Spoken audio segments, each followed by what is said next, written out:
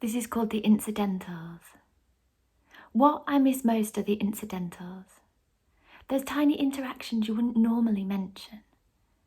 Those lovely little cameos that elevate a day from just okay to actually pretty good. Like proper eye smiles swapped in shops. The pedestrian that chases your bike because you've accidentally dropped a glove or a fiver. Or a shopping list that you'd actually already finished with and wouldn't really miss. But you take it back gratefully because in a way they're just trying to say hi. And you smile and you say thank you while scanning their face to see if they've noticed that your shopping list only had gin, tonic and Caniston on it. The other driver that waits to let you out. You wave and then they wave and then you wave and then by this point one of you probably looks away. But there's such good in this. The ice cream vendor that gives you the extra scoop.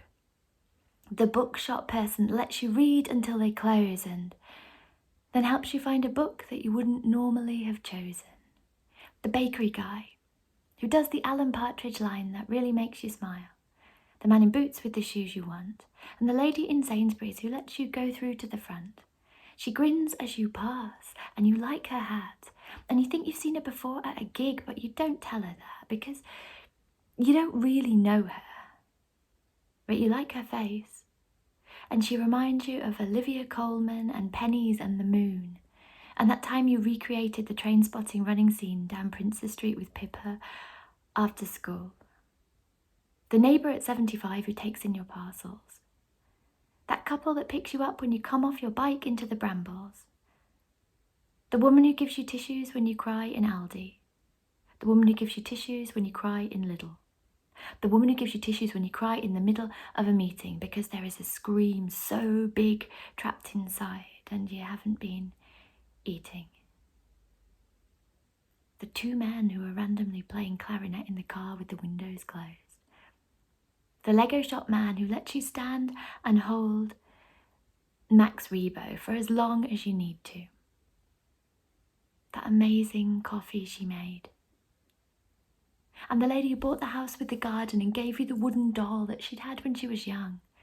The man who lived next door to your gran, who brought round a card because he'd heard you singing happy birthday in the yard. And he didn't know that you were only singing to a toy giraffe. But it didn't matter because you both laughed. And there was something there in that brief contact, in the random, incidental beauty of that chat. And yeah, we can Zoom with the people we love best from our living room. And that's great. But we can't do the incidental bit. Reach out and make those tiny rose gold impressions that say, hey, maybe we could be friends in a parallel dimension. Or should we just make things a little bit better for a moment in this one? Who doesn't love that amazing, connected feeling of realizing you share a love of curling, Crufts, Atari Teenage Riot, or having a drawing pin in the bottom of your shoe with another human being? This is the stuff that dreams are made of. Extras in the film adaptations of our lives? They are not. They are the glorious fade-proof dye that colours the thread in the highly dramatised, 8-part serialised needlepoint tapestry of our lives. And my God, we need them. So when all this is done, we should smile like the sun's in our eyes and we're woozy with glad.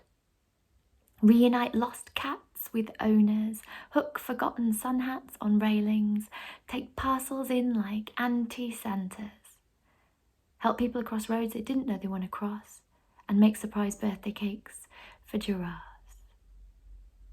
Because we are incidentals as well. And everyone's missed us like hell.